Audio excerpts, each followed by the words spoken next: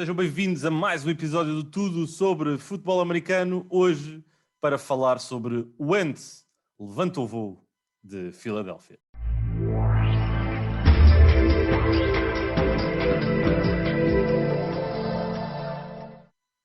Nuno, bomba para fechar esta semana com Carson Wentz a rumar para Indianápolis depois de alguns zunzuns que se tornaram efetivamente num bilhete de avião de Filadélfia para Indianápolis. Sim, e é quase aquela trade que se pode dizer que é previsível, quase, não é? Porque a determinada altura começamos a perceber que há alguns sítios que precisam de um quarterback, mas por outro lado, esta ligação entre Carson Wentz e o treinador principal dos Colts, Frank Reich, que basicamente Wentz fez uma época de MVP, foi em 2017, creio eu, uma época que ganhou vários jogos, depois acabou por se lesionar e depois o Nick Foles pegou na equipa e acabou por ganhar o Super Bowl. E o treinador, o coordenador ofensivo do Carson Wentz, nessa época de Super Bowl, era Frank Reich, que agora é o treinador principal dos Colts. Ou seja, é uma ligação que fazia muito sentido. E assim que ouvi, assim que as minhas fontes me disseram, não é? Não, mas olha, isso por acaso é engraçado. Quem é que foi a tua fonte? Quem é que te deu a notícia? Ou foste tu ou o Pedro? Pronto, fui eu, porque eu é que dei ao Pedro, acho eu. Por isso fui. Ok. A mim Pronto. não, olha, a mim foi. Eu estava aqui tranquilo da vida, no TweetDeck, e de repente vejo uma mensagem do Hugo Teles a dizer Carson Wentz em Indianapolis. Eu, o quê? E depois a ver aqui as minhas listagens todas, não encontrava nada. Fui ao Google, e no Google, aquilo que tu nas ferramentas podes colocar notícias da última hora. Fiz Sim. isso, procurei Wentz Colts, e não encontrei nada. E eu, ele está-me a dar banhada. Ainda vamos perceber que isto é um boato do Hugo Teles. Não, de repente, em 5 minutos, estava em todo lado. Por isso, o Hugo Teles aqui foi quase o Adam Scheffler português, esteve muito bem, e o Pedro não vai gostar de ouvir isto, eu sei, mas pronto. Pois, o Pedro está sempre... O Pedro gosta imenso. O Pedro, por acaso, gosta imenso de ser a fonte. Gosta. Não, mas fixe, olha, mas há coisas interessantíssimas a falarmos sobre isto, nomeadamente, lá está, a relação toda que tu disseste com Frank Reich, a questão de Carson Wentz querer todo um novo contexto. E já reparaste que em 4 anos os Eagles foram de terem um head coach como Doug Peterson e um quarterback como Carson Wentz para uma nova realidade. E a nova realidade vai ter Nick Sirianni como o head coach principal, e Nick Sirianni parece quase que isto pode ter sido aqui um inside job, porque veio diretamente dos Colts para Filadélfia para fazer isto acontecer. Foi um enviado de Chris Ballard, o general manager dos Colts, para os Eagles para conseguir Carson Wentz. Mas a realidade é que eu quando ouvi da trade, a primeira coisa que me veio à cabeça foi precisamente: questionei o despedimento de Doug Peterson e questionei a contratação de Nick Sirianni. E questionei o despedimento de Doug Peterson, assim muito rapidamente, que é o treinador dos Eagles, que foi despedido agora no final da época. Basicamente, eu lembro-me que eu e o Pedro estávamos em discórdia nesta temática, porque o Pedro achava que o Doug Peterson ia, porque a aposta dos Eagles era claramente Carson Wentz, e eu achava que era ao contrário.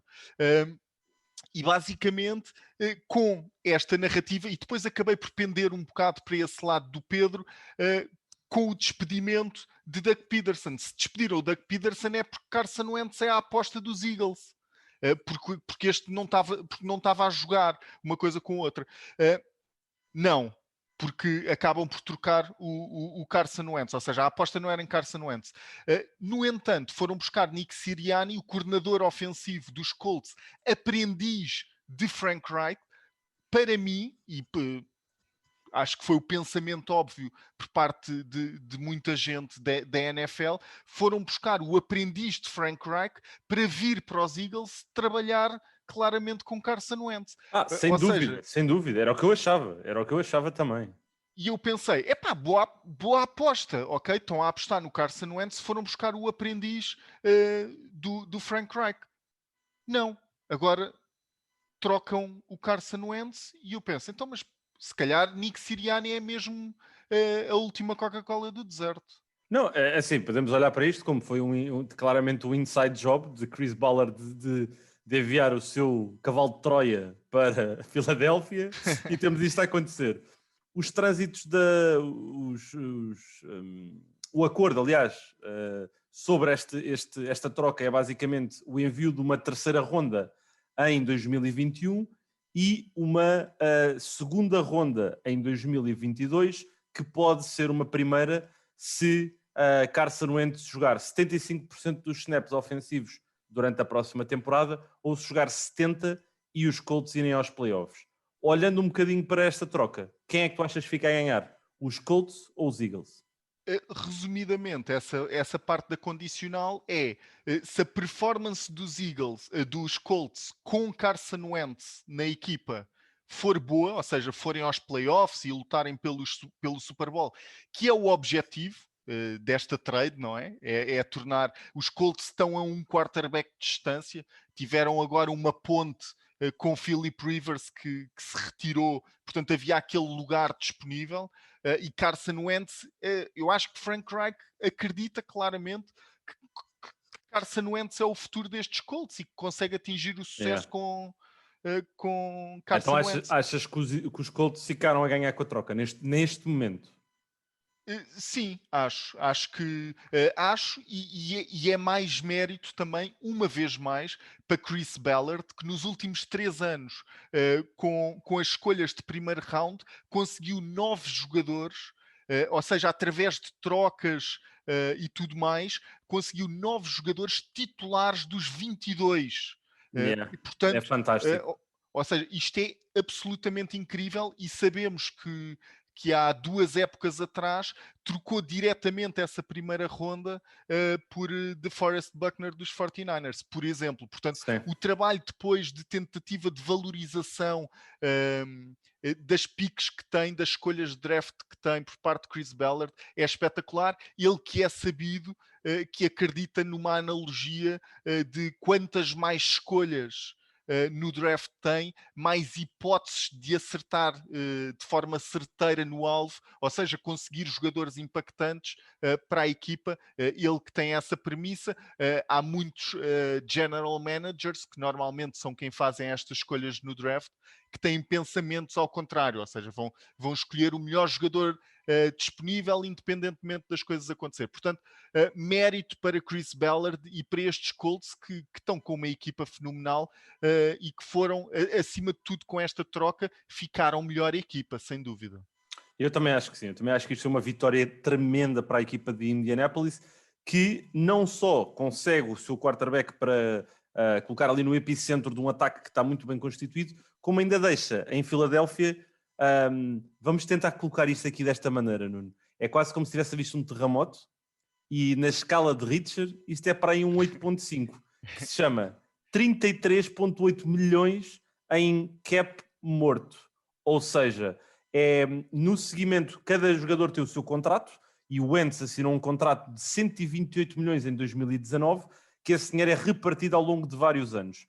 O que isto implica é que, com esta troca, os Eagles vão passar para os Colts um valor de 25,4 milhões que os Colts têm que pagar a Carson Wentz este ano, que é todo o dinheiro garantido, 22 milhões em 2022, em que desses 22 milhões, 15 são garantidos, e em 2023 são 25 milhões, em 2024 26 milhões. No entanto, existe aquilo que se chama o dinheiro morto, que é quase um valor residual do contrato, que fica alocado num só ano, que é no próximo, ao teto salarial da equipa dos Eagles, que neste caso passa a levar com uma penalização, vamos assim dizer, de 33,8, que já agora é o pior registro na história em dinheiro morto da NFL.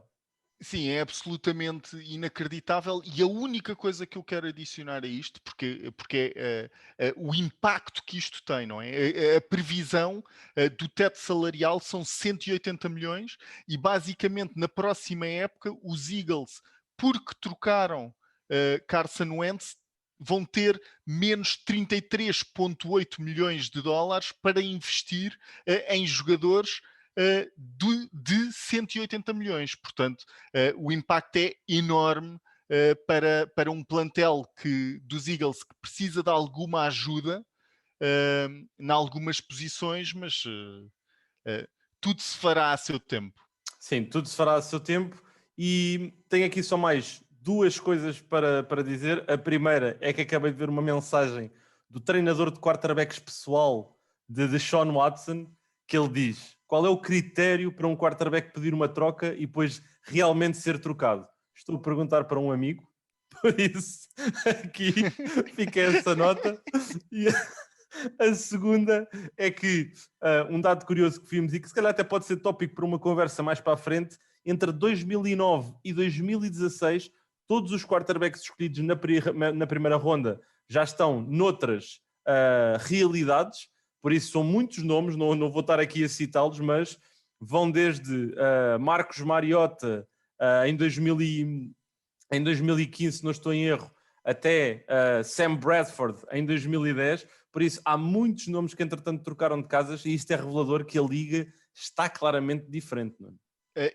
Exatamente, e vemos agora com estas trocas que algumas delas são blockbusters, como aquela do Matthew Stafford, que os Rams deram 2 escolhas de primeiro round, os Colts agora que trocaram uma escolha de terceiro round, creio eu, e depois uma segunda que pode ser primeira, que se pode transformar em primeira. Ou seja, acaba por haver, não é bem uma desvalorização, mas é uma desvalorização do capital, do stock de draft, de escolhas de draft, mas acima de tudo acaba por ser premiar os talentos e premiar os jogadores que são efetivamente necessários para as equipas, e as equipas não têm problema em investir esse capital, esse stock de escolhas de draft, quando têm a certeza que o jogador vai ter um impacto, porque esta certeza